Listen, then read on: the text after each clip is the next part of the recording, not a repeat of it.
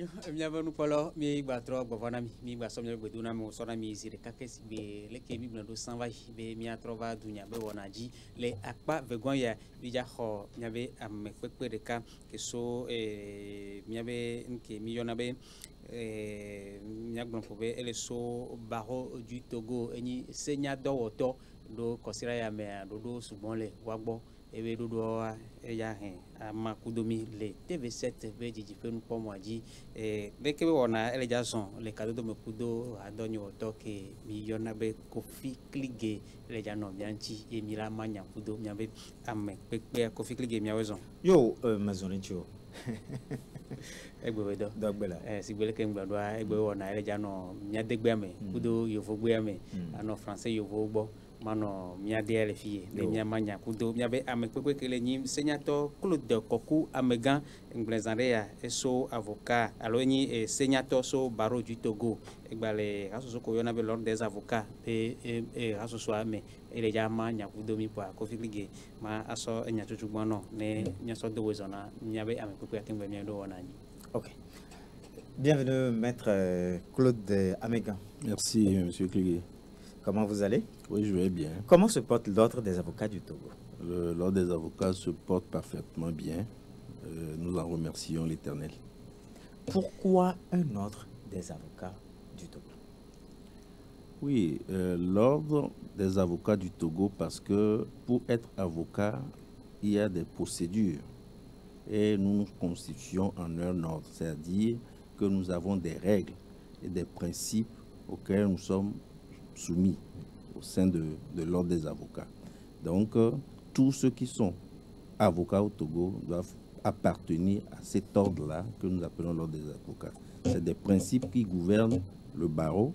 c'est des procédures qui permettent d'arriver à devenir avocat et on a l'obligation d'être soumis à toutes les règles de l'ordre. C'est pour ça que nous appelons le barreau ordre des avocats. Merci beaucoup. Ayo miabe senator Claude Koku Amegan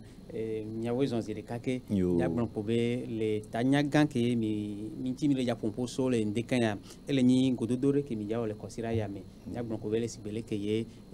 no ja le dore popo me kulerea o zona mo pereka ne pe ava iva lo pe atrowa ba tro bona janvire atro tona dodo yo gome ke miona le yo gwembe rentrer obe ne be noa ele mi o chamia gbole miabe ko jodi pe gan pe ya mere nyake nyi ta do nyinu gan ke mi agbon be temare nyake mi le ja gbon tututu alo nkenchi mi le ja adogo so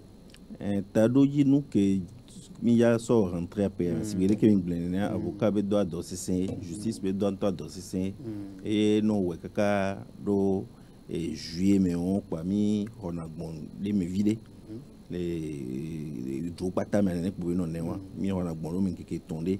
wetri tonde et so octobre mais mi ba to tona e doji wala mi ya to doji ne mi gbon mi ya rentrer et non c'est le que school yo o ina school kaka wa ina vacances va rentrer alors parlementaire ou quand il a vacances va na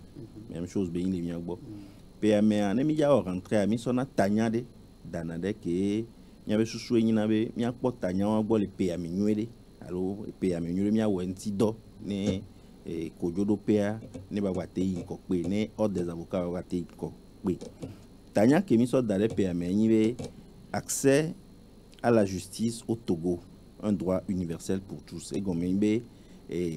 mon popo do la no amesiame sibe ne nyade kwia bate yi kojodo pe e wado toe et dola ni jenane du me violer du me violata accès à la justice et nous et jena beni ke mi gbanbe ta ke mi gbanbe état de droit mais allo et vous popo be du mais jena veto beni ba mesiame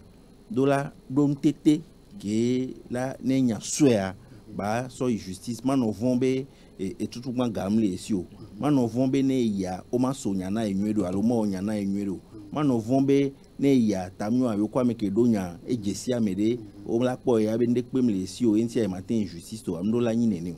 na mesia me justice a leke mi benyi ni koke o daro mi aji o e kokko me kele mi asi o ne mi justice alo mi kojodo pea mi o pata mi do la no sele kate alebe onyi wa meno onyi chito mesiame ola kpo be nyagbola wene le gapopo e ke ma titi akpo ba no alo sope na me ba tin kpota nen ke be ji akaba enyo ne mi sole ke be tanya mi se gome be mi kwedo de be kojodi pe ale togoa osi be amero pone be e dona paroji dona paroju alo le godo me ayo amero ayo mdo mon popo yo mdo moyen ke ne nya de bana yo so ido kojodi pe enti tanya ya va alo nu do goro nu ya o mi do ejesi bientôt mi nya be togo egbe a mesi amele gbon justice be nya subo amendo la kpo be num le ile ke be do la yo bo chan mi do ejesi be ejejia amovona ne justice yi la mo anu pe na mo wa buna gando ya be tamem pona nu ke journal funua chan wa pa mento alo wa be wa ma ba justice wala se amelo gbon be o mjina la gogo justice be nyon alo ya do justice be nyon si bebe justice be nya amedo pwero la tin wenene wa mi jibe mia wo yoyo dona dumevio be ne nya de le jiwa justice a ele hunhuna mesiame amesiame do la tin non do mon popo be ne nya wuwa yo nto matin we la ho mo matin we kudo le pado mewa asueva justice ne wa po egbono justice amni nu be amedo tokwe alo ma amedo teo alo ela nyi nu vonvon na mele pepe donc ami le jibe mia to rentrer tanya yaji ne mia oyoyo ne tumevio be justice ale hunhuno veve to avocat be do pea ele hunhuno ne amesiame ko hiambe wa sende gomme yo wa de affordé sur justice a mi le nyambe do pea le hunhun la tin ho amesiame wa peru wanti wa be do nwe Oui, Maître Claude Damigan, et vous parlez tantôt de l'accès à la justice. Aujourd'hui, quel état des lieux vous pouvez faire de cet accès à la justice? Est-ce que tous les Togolais ont accès à la justice? A priori, nous disons que par principe, tous les Togolais ont accès à la justice. Le problème, c'est que les gens eux-mêmes se réservent de venir à la justice parce qu'ils ne comprennent pas souvent le fonctionnement de la justice, parce qu'ils estiment que c'est seulement certains qui peuvent venir à la justice, ou parfois peut-être ils pensent qu'il faut nécessairement de l'argent pour pouvoir intervenir dans une affaire à la justice et avoir gain de cause. Donc nous estimons que l'accès à la justice c'est un droit fondamental pour tout citoyen qui lui permette de porter sa cause devant le juge, que le juge puisse l'entendre et que le juge puisse lui donner raison ou pas, du moins dans un délai assez raisonnable. Donc c'est vrai, le problème de l'accès à la justice, ça est, mais ça demeure un problème préoccupant également. Aujourd'hui, il faut reconnaître également que, compte tenu de la situation qui prévaut dans notre pays aujourd'hui, beaucoup de gens estiment qu'ils n'ont pas de moyens pour pouvoir venir à la justice. Et c'est vrai que sur un certain nombre de choses, il faut réorganiser les choses. Mais l'État aussi doit pouvoir aider pour que tout le monde puisse avoir accès à la justice. Il y a des gens qui n'ont pas les moyens, effectivement, pour même faire enrôler un dossier qui est à 9 000. Donc, il y a des indigents vraiment que l'État doit pouvoir assister à travers l'aide juridictionnelle. Donc, nous voulons, à travers ce thème, faire une sensibilisation auprès de la population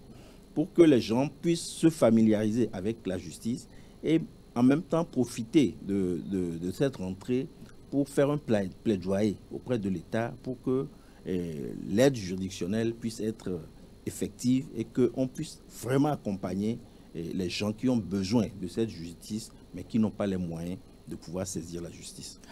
Maître Claude Damigan, vous parliez tantôt de l'accès à la justice, qui devrait être un droit à tous les Togolais. Aujourd'hui, à entendre les citoyens, certains citoyens, surtout ceux qui n'ont pas de moyens, pensent que la justice, même quand tu vas à la justice, on ne donnera raison qu'à celui qui a la puissance, le pouvoir, l'argent. Que dites-vous exactement de ça? Oui, je ne dirais pas que c'est complètement faux. Et peut-être les gens le pensent, peut-être ça peut être de bonne guerre. Parce que c'est vrai, vous savez, dans tout corps, il y a toujours des brebis galeuses. Il y en a aussi bien au niveau des avocats que des magistrats. Il y a toujours ces petits problèmes. Et c'est ce qui fait que des gens ont cette frustration et ils pensent que c'est un problème général. En réalité, ce n'est pas un problème général. Ce n'est pas du tout un problème général. C'est exceptionnellement, on peut... Parce que le droit, nous avons tous appris le même droit. Et le droit, c'est toujours des principes. C'est des principes fondamentaux. Et donc, on ne peut pas s'écarter du droit. C'est vrai qu'il y a des questions d'interprétation qui se posent toujours, mais on ne peut pas fondamentalement s'écarter du droit. Si on arrive à s'écarter du droit fondamentalement, on peut se poser des questions. Mais le principe, c'est que tout le monde doit pouvoir avoir accès à la justice, tout le monde doit pouvoir être entendu pour que sa cause soit dite fondée ou pas. Mais si ce n'est pas le cas, ce n'est pas nécessaire. Il y a aussi le fait que les justiciables ne comprennent pas le fonctionnement de la justice. Il y a aussi ça, ce qui fait que les gens parlent beaucoup mal de la justice. C'est pour ça que nous, avocats professionnels que nous sommes engagés à être plus ouverts au public pour pouvoir leur permettre de comprendre un certain nombre de choses. La justice, le fonctionnement de la justice, il faut l'apprendre pour pouvoir comprendre ce qui se passe là-bas. Ce n'est pas nécessairement parce qu'il y a la corruption. Parfois, c'est l'organisation même administrative qui fait que parfois des procès prennent plus de temps. Parfois, les justiciables pensent que c'est parce que l'avocat n'a pas fait son travail, c'est parce que le juge a pris de l'argent que ça n'évolue pas. Mais ce n'est pas toujours comme ça. Il faut comprendre pour savoir comment fonctionne la justice. Maître Kebele Nefia, les miens de domaine, à mi-seconde, les missions Kojo, Togo Kojo du père, Amado Chanle, on y Kojo du Tovoa, peut-être travailler pour des données de mes vidéos, on va donner un cacano du Togo Kojo, Dodo Benya, on tio. Kebele Nefia, est-ce que non nomme de lait, qui est où on a les justices togolaises, qui m'y a tombé, et Namea ou Kwebobe, Yamouda Fonero, elle a ni tout dans la Namea, si be Nebido, il faut me couler de ma gueule, m'y a un gomme, il y a des sanctions disciplinaires, et non a ni les, m'y a Togo justice, ça sort dans ton amédoko, mi donne des cibobe, ou des Fonero. Aux sanctions disciplinaires, elle est juge au bord, elle est mis avocat au chombo. Na me awo nu akaka okpo enu yakebe wa mwenyi o nu inu mao allo ça dépend ka me awa ko be to don na nani wa to don le o de awune juge o le juyami o de awune juge parce que nous ko wa munyon donc o de awuno mi avocat nton mi de na uname et parce que nous ko me awa enu munyon donc mi agboa egba no na sévère surtout fifia le no gbe wo ngbe nyon po dodo on gbe doit on le blonsan bien ordre c'est-à-dire dodo non dans les dodo ya ola donto no po donc mien gwa juge on to chongwa elle non systématique miabe miabe batoni et pour beaucoup ministre qui va et mi senti les ministres attend membe Jijinwe les cibe justice abadoni kobu donc am recebe Sophie Fidia ndole amorola nonte o magba non ndo na me de kwebe o ndele mbe nkona yo wa era tengogo juge o do ATP ke ni inspection judiciaire ke a mo ina funne noa nu joro ayalo o kwebe juge de ndia fonyo do ina fun miagba nous avons l'ordre des avocats, nous avons le bâtonnier ne avocat de onde mjojine alo mu yibe ne mjojine wa o kwebe e dale cdj alo mu wo doda sikele ti wa ola te bâtonnier go ne o kwe okunu ola kunu me boda be nu ka me ale gbon elemea ne o kwebe lemea ni ko sebe ola dokoto dondoni parce que eni juge parce que eni avocat enyo ne mi so togobe prisoner wa mi do je sibe gbogbo to do le alo le lo me to here togobe prisoner amosu bon le me ni gaminoto amedo le o le funu an per kon pe vun pe ton voa on po tana wa be ko yorudo be nyawo afoke mi be na so ne ba mo unchi wa be nyamva na miagbo ya lo manania alo vonvon ke ya mo le dona to ko yuri pe e ko henu ba kaka to go be prisoner be to lo meto jo ba do kaka gbango un problème que le no to go be prisoner nya tem gbonbe e le gwa me vimi o po be procureur o no va le ya amedo wa ba lo esenão kengba medoa wabalo bobona amedo ko do alo senwa enu kenyi ndo le a egbebe nke comme il est o le rombo wa tromia be code de procédure pénale kususu be menu si anu pola non le amino ndo le wa omhia kokoro wa le ami voilà, t'es réglé, voilà, t'es au règlement de. Ouais, c'est encore léo. Ce qui fait que, né, amédé, on est quoi, on a bien une prise dans. Donc, c'est à gros, non, fifia. Là, il gagne pas, mais non, fifia. Donc, ou, non, on a un choc, c'est à d'autres, non, mais, non, mais fifi quoi. Bon, procureur, il y a matin, il y a une négociation, c'est une démon. Et la bonne dame, elle a pas, mais nous, depuis que nous avons dans les CI, quoi. Au son nom de la gapa, et tout elle a une population carcérale et les sous-bois, moi les sous-bois, les gapa, mais il y a un peu de toi, mais popo, et il y a un peu de gapa, mais il y a un peu de kojo, mais directement. Citation directe, non, alors, pour ce qui est une procédure sommaire, que on l'a tenu à Rome, on l'a tenu à kojo d'opéa, on l'a tenu dans ton âme, tout le monde vous mettez. Parce que on a une solution qui est à un moment non gapa ngasiaga et vegoin et dossier d'oléa un dossier grave alors compliqué vidéo ou une instruction on la kunu me soenti nous me kukua et prendre temps vidé au premier bofi o am laisser vous donner nous les dia mais la ko egbe ne juge ya be assez mais de be là c'est egbe un dossier de 4 ans lesquels les juges les considèrent les cas considèrent mais là un dossier à maton et là c'est à main à vider assez à main à vider c'est à main à vider et là bien à me beau tomber il y a soit là au tri que là trop va dire va y porter à dit et ça on est bé dossier d'instruction et non a et prendre notre temps vider qu'un dossier on va clôturer kaka va soit mais il gars pas mais et nous on n'a pas on m'a pas jugé à mon au porteur les gars pas mais et dossier les traîner ne cas de cadeau les que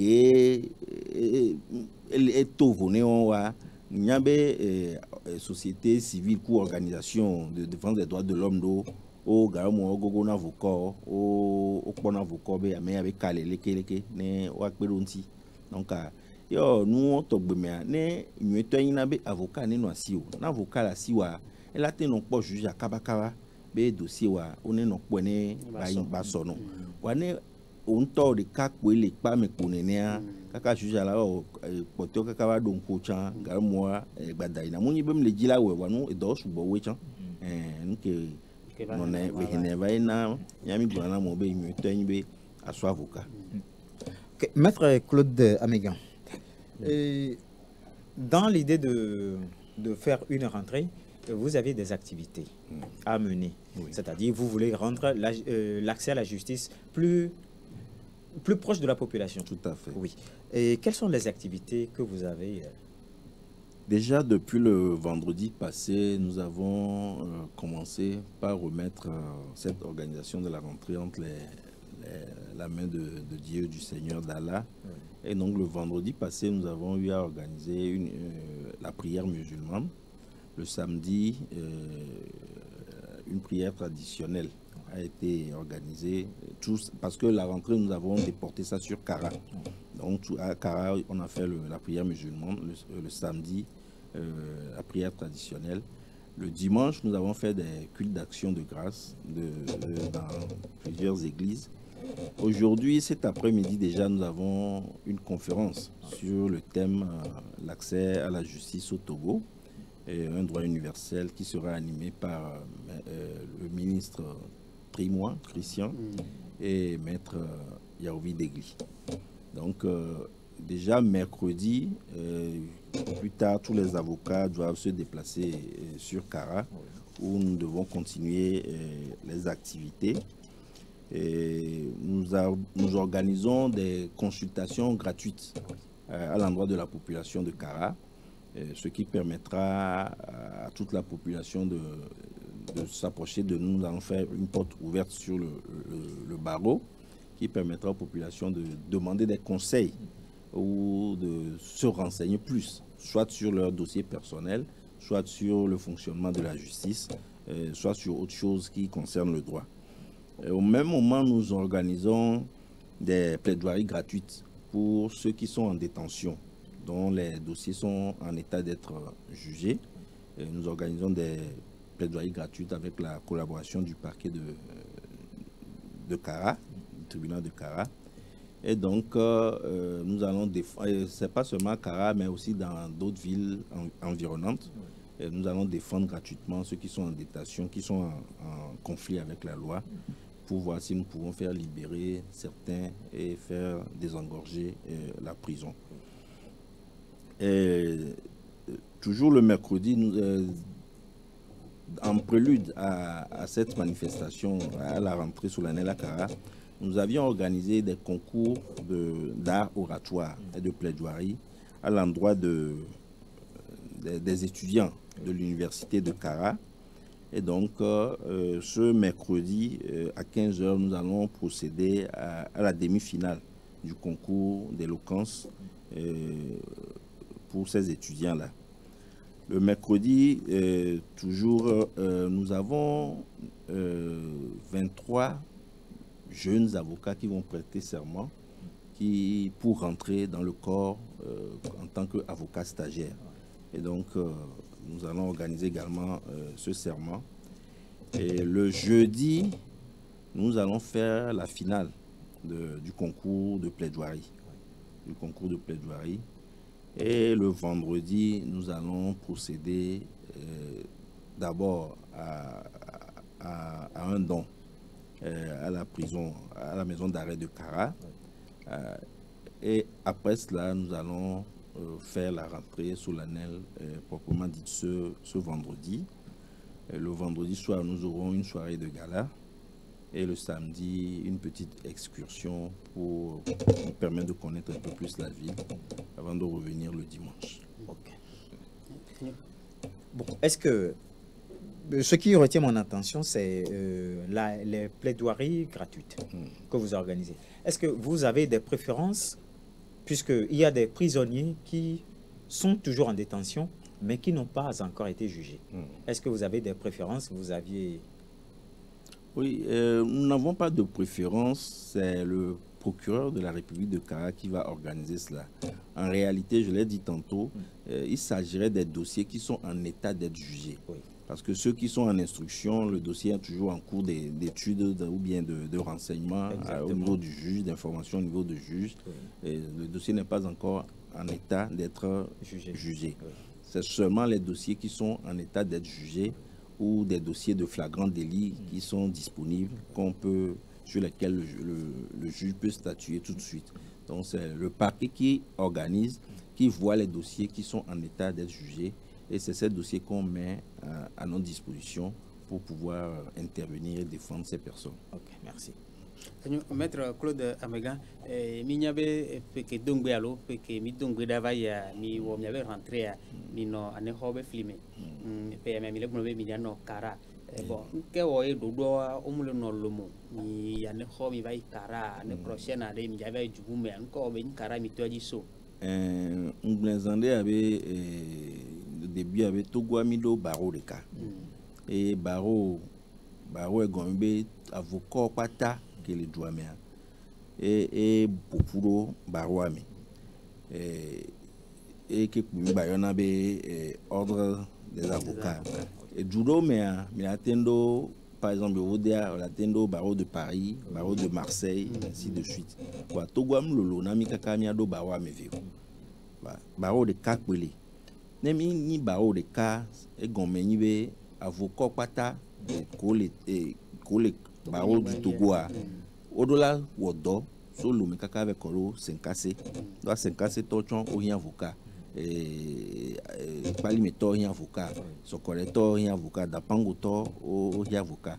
wa mi de jesibe avocat pata boboto ou bien pata pratiquement bien pata lo komile wa me on ko rien avocat o mte pona avocat kabakabo wa mi va de jesibe ne omle kemi le gnombe accès à la justice a na mo le po avocat kabakabo a o matin non so be nyon non avocat et na mi be pamea ele be mi agogo ameko le ejigbe achan be mi pompo ko mi de me no doko avocat na leke justice wona e be dodo mi pompo ko mi de me no ne wachan wa no mando justice be do e la de mo be no mando enwa onyanu ke beyin onyanu ka avocat ona ne nu jolo waja o la ten yu avocat kababe yo le do problème de ne va kwero yonti normalement mi on le lo mesubo bo mi glenzande abe mi wela ne ho vai nya we mi we ne ho vai kara nto cha mi we vai la nyi pe we nyi de we yo ye mi we kara vai donc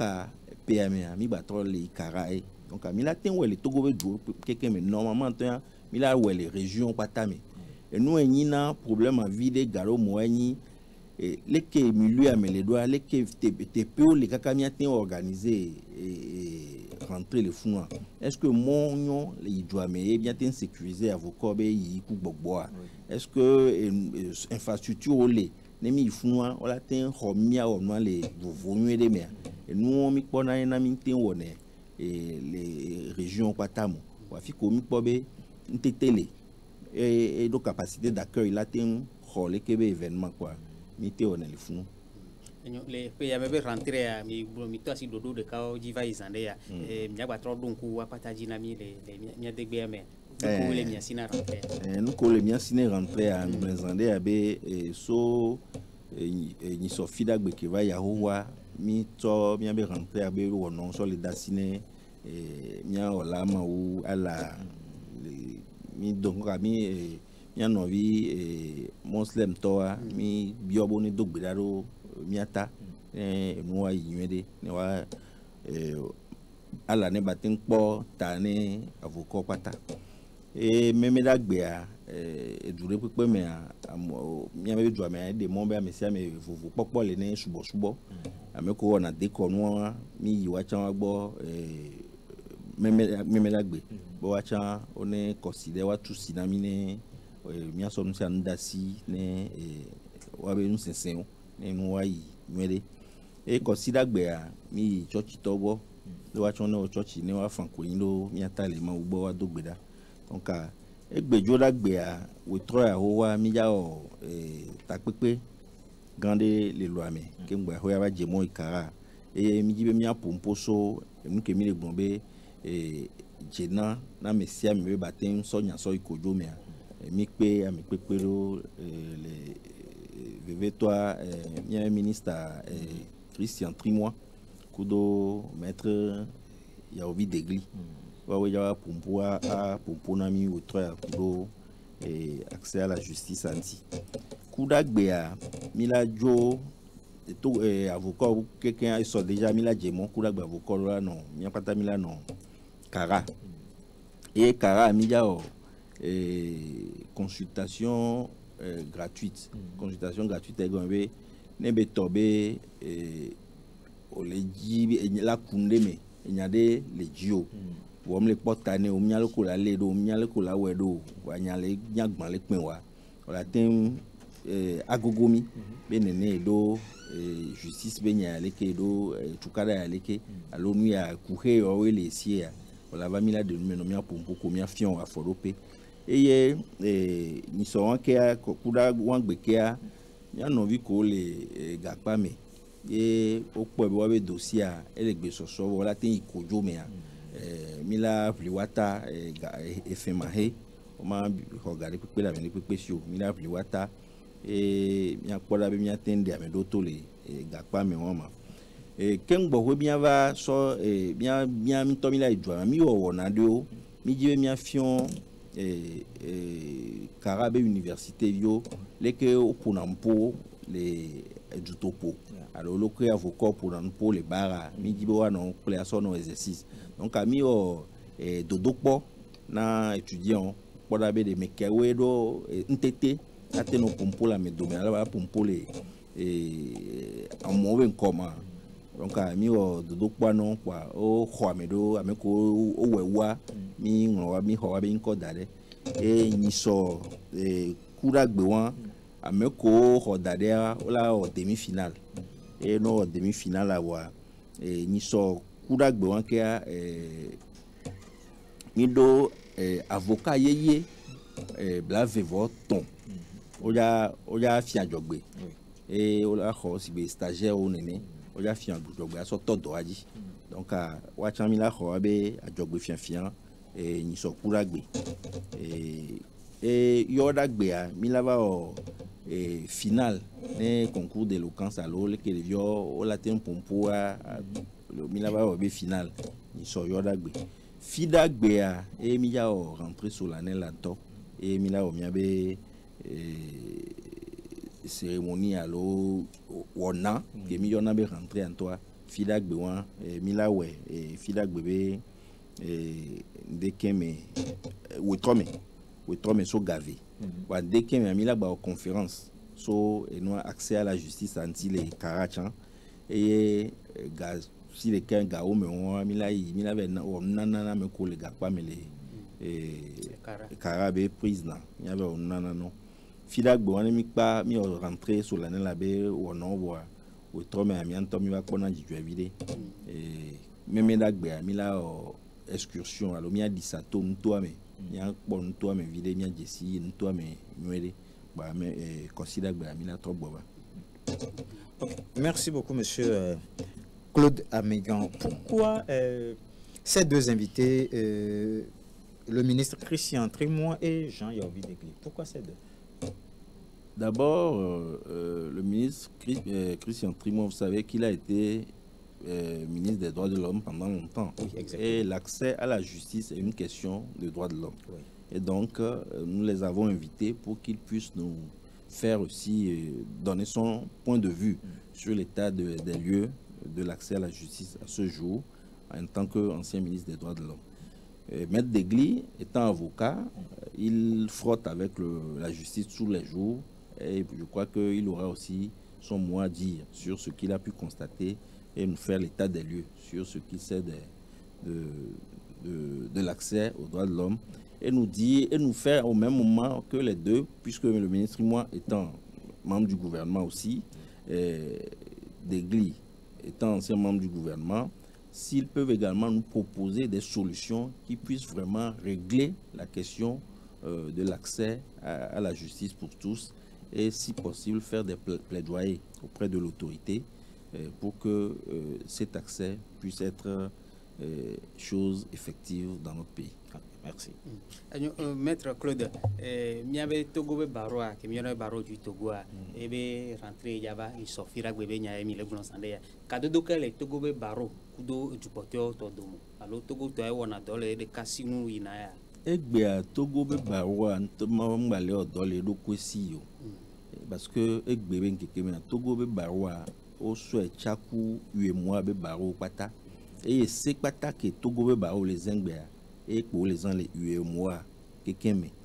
et bien non ni avocat les UEMOA mais les Togoa autour UEMOA va avocat n'est que non des ou non les UEMOA be baro de mais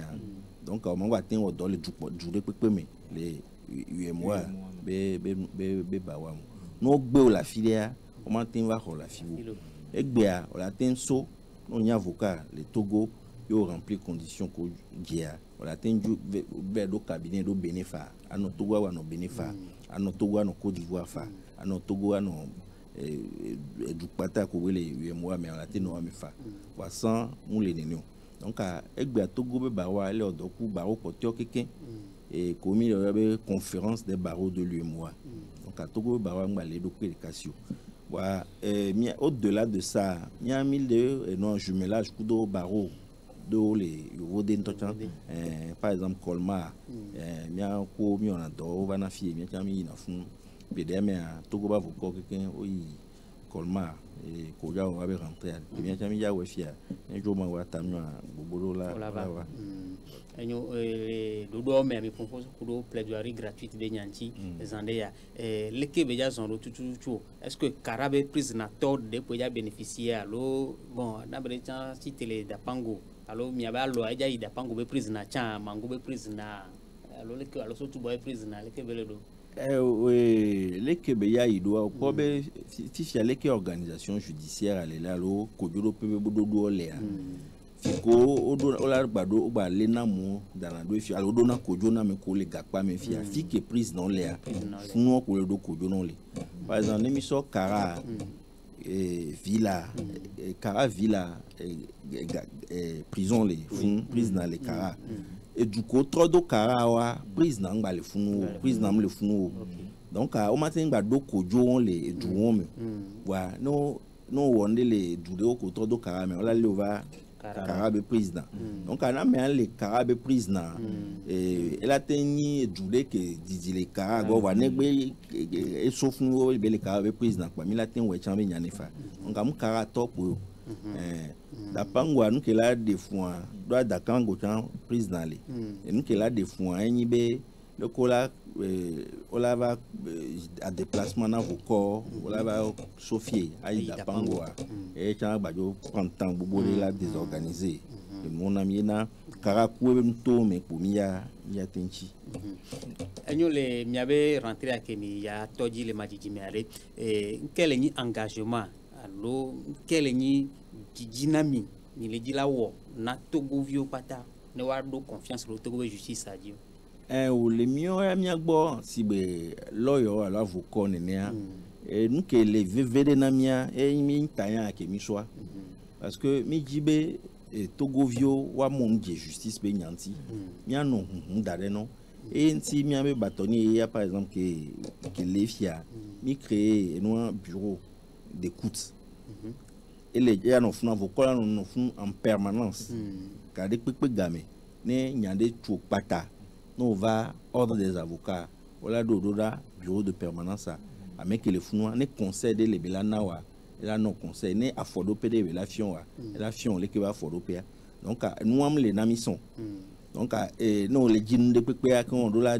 avocat de bol le cabinet tamio agachama no asio wa là non vont le coller avocat go fifi avec le bureau d'écoute il y a créé les dodo des avocats na mais va maintenant pour longtemps mais les pe ma va funu abe il y a quoi avocat et là on la robier les cantons les sio dès qu'on la tourne il quoi me funu non il y a avec les permanences à quoi et nous qu'il y a on la groni mia amé connu membre du conseil de l'ordre on a permanence les fonds né au noir glo le fond bien chami la ten ho ne nyade le mi la pedontio et là mi le bon chambe mi ya no organiser plaidoirie gratuite fia et les lomé ne mi to ile lo mi pole ke le idwa mi la ba to so e nto chome donc mi e chambe équipe le que mi went to chan il y a vendredi 2 semaines déjà mi toyi et on to chan batoni ngotbe batoni o ku avocat gangan mi agbo avocat non ko ngba dona wule ko par exemple Kofigo et on va plaider des viol do Brousso et Arni Komlan amegan on va plaider des viol donc et puis nous béni monsieur monsieur ko il ba wabe nya pero djumé viontine accès à la justice à baten quoi mais baba. OK, Maître Claude Amegan, vous luttez pour l'accès à la justice, mais dans un récent rapport de Afrobaromètre, et il semble que plus de la moitié de la population togolaise n'a pas confiance en cette justice. Qu'est-ce que l'ordre des avocats du Togo fait pour regagner cette confiance? Oui, c'est vrai. C'est possible que la population n'ait pas confiance en notre justice. J'avais dit qu'il faut que les gens comprennent également le fonctionnement de la justice. Parce que toute chose à laquelle on n'est pas initié, on trouve ça toujours bizarre, on le voit de loin avec beaucoup de prudence. Beaucoup de ceux qui disent qu'on ne peut pas avoir confiance en notre justice, d'abord, c'est des gens qui ne sont pas initiés, qui ne comprennent pas comment ça fonctionne la justice. Et pour eux, les gens même pensent que quand ils ont une affaire à la justice, c'est une question d'une semaine, 2 semaines, et puis ils ont un jugement. Si ça fait 1 mois, déjà, ils n'arrivent plus à supporter. Et tout ça, là, les gens commencent par avoir des suspicions. Est-ce que mon avocat fait le travail? Est-ce que le juge n'a pas pris de l'argent, il ne veut pas trancher? Est-ce que... Donc, au-delà des malaises que nous connaissons tous, et dont nous parlons, les problèmes de démarchage, les problèmes de corruption, en réalité, ces problèmes ne peuvent pas empêcher la justice de fonctionner. Ce n'est pas que je les banalise. Il faut qu'on se batte pour que ces problèmes s'arrêtent. Les questions de corruption, les questions de démarcheurs, il faut qu'on les arrête dans notre justice. Et je crois que le nouveau ministre s'est engagé pour cela. Mais au-delà de ça, il faut que les justiciables aussi comprennent comment fonctionne la justice. Et quand ils vont comprendre comment ça fonctionne, je crois qu'ils seront plus à l'aise pour faire confiance à la justice. tant qu'ils n'ont pas accès à la justice, ils ne savent pas comment ça fonctionne à la justice, ils auront toujours des suspicions et ils prendront tout ce qui se passe à la justice avec pincette. Oui, Maître Claude Améguan, vous ne pensez pas que c'est le moment pour qu'on introduise les élémentaires du droit dans les écoles? Oui, bon, je crois que c'est une bonne proposition. C'est vrai que déjà, vous savez, moi je dis toujours que le droit se résume à tout ce que nous faisions à l'école, que nous appelons la morale. Le droit, en réalité, se résume un peu à ça. Déjà, on te dit, tu ne dois pas voler, tu ne dois pas tricher, tu ne dois pas, ainsi de suite. Et c'est tout cela qui devient plus approfondi, qui devient le droit. Mais c'est toujours aussi très utile que les concitoyens soient habitués au droit dès le bas âge. On peut introduire le droit, un minimum du droit